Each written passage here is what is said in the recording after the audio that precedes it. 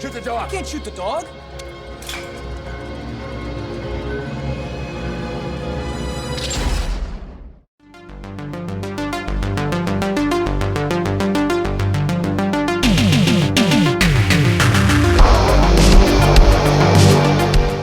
We are talking Fluke. This is a 1995 movie directed by Carlo Collodi, and this is based off a novel by the English author James Herbert.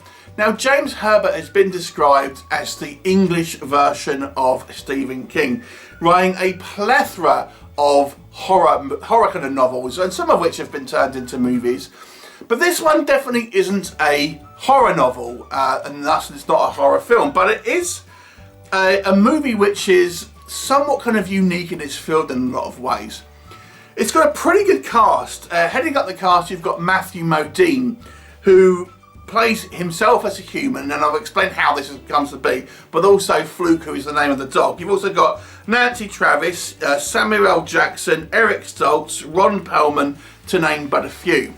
Now, the story is this. We have two characters, one played by Eric Stoltz, one by Matthew Modine, who are business partners. And we see at the beginning of the movie there's some type of altercation between the two of them. And they're end up being in a car wreck. And Matthew Modine's character is killed. But then his spirit is kind of whisked away and then reincarnated as a puppy, just given birth on the street by this kind of mutt living on the kind of the streets in America somewhere. So his kind of spirit then goes into this kind of puppy, and then he starts to live that life as a dog. But the difference here is that as he gets older, he starts getting little memories about his previous life as a human, and is able kind of to piece together, enough information to give him some idea about what his kind of previous life was. And as he remembers it, he remembers this kind of altercation with Eric Stoltz's character and fears his family might be in danger from him. So sets out on a kind of a mission to try and kind of find his family to protect them from Eric Stoltz's character. Along the way, we get into various kind of different misadventures with a variety of humans and other animals. What will happen? You have to watch the movie and find out. So let us discuss. Now, this is an interesting movie because it's hard to quantify how to classify it as a genre. I guess it would probably fall into the family genre of movies, but it's maybe not as kid-friendly as you might expect, because this movie does have some pretty deep emotional resonance and has some quite adult themes at times here as well. And a fair few characters die. And it kind of might be a little bit sad for some people. So let's just kind of go through what I think works first of all in this film. So as I said, one of the key things for me, and this is going to be a negative which I'm going to come on to as well, is that it's a kind of quite a unique film in some ways, in the fact that it kind of has the window dressing of many of our kind of animal-led kind of kids films and Disney films and family films that you would have seen that kind of come out on video and DVD and things like this. But the story certainly I wouldn't say is suited necessarily for children, because it does really try to punch you in the gut many times. So it stands out to be quite a kind of unique film in a lot of ways. And even the way the movie is structured, it essentially, rather than the kind of the typical 3-act structure that you kind of tend to get in movies, this one has a definite kind of split where it's the first half of the movie, it is kind of Fluke dealing with a variety of different characters, and he has interactions with, or smaller kind of vignettes with different people and animals who he kind of comes in contact with, and his relationship, how he affects their lives, how they affect him, and also him remembering.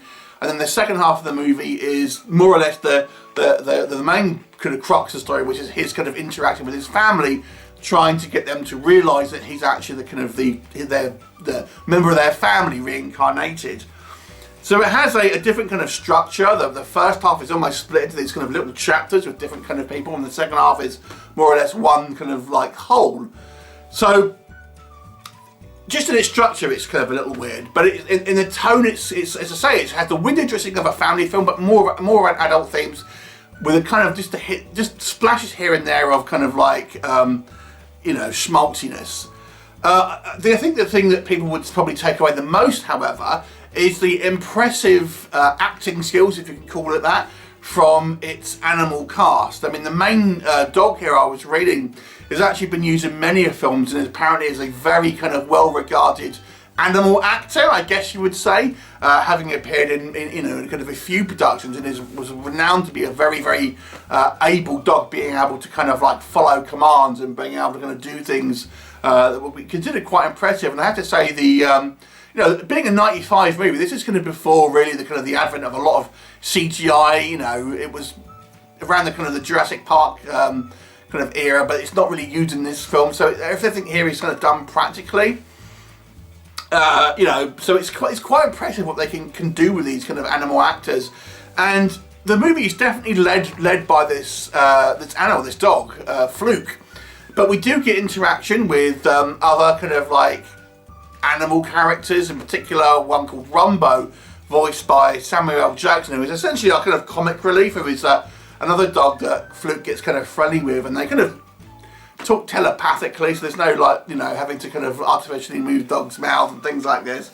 There are some kind of fun sequences. There are a couple of kind of like mild kind of action sequences. We get kind of Ron Perlman as a kind of a shady kind of criminal who was a kind of a antagonist in the kind of the first half of the movie, and we get a kind of, but there's adult themes here as well. We get, for example, FLUKE gets captured by dog catchers and ends up in the kind of the pound.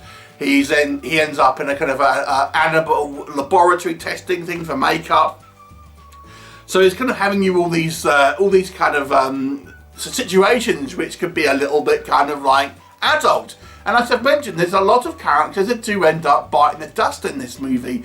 So it has some emotional weight to it. I feel this movie does have a certain, you know, oomph in it in regards to its emotional kind of punch. Now, I'm going to give you, I watched this movie when it kind of first came out on VHS, and I had watched it with my girlfriend at the time, who's very kind of, you know, into animals.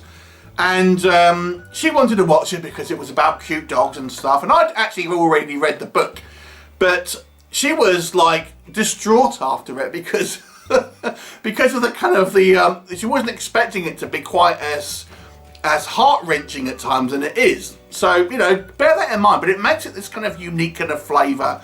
But because we get these kind of little vignettes, because there's lots of kind of like small parts of different kind of human actors, it does give the movie somewhat of a variety, somewhat of a kind of a different kind of, you know, every kind of little chapter is a little different from the last. So you know, you kind of move on pretty quickly, certainly within that kind of the first half. And it does have some messages about kind of like, it tries to promote these, its positivity about essentially kind of make sure you take the time in your life to kind of do the things that you kind of want to do and that are important to you, and how you use your life, how important it is and stuff like that. So the movie does try and have this kind of, this message of kind of positivity going through it, even though there are some, you know, potentially kind of upsetting kind of scenes for you. Maybe what doesn't work in this movie, I feel the movie's kind of odd tone may be at odds with people, to be honest, because I feel some people were probably expecting a typical kind of like family film with talking dogs, and it's going to be a fun, whimsical adventure. And although there are times when that is true, this also has just as many times where you'll probably be crying, to be honest with you. So it's an odd film that in the kind of the aesthetics of it seem like it's made for a young audience, but some of the resonance that kind of comes from this is certainly more of an adult, and kind of, you know, you'll be thinking about death and kind of how we kind of grieve and things like this, and so it's an odd film, and therefore I feel it almost doesn't kind of like stick the landing for anyone in a way, but unless you kind of really know and going expecting this kind of more unique kind of hybrid movie.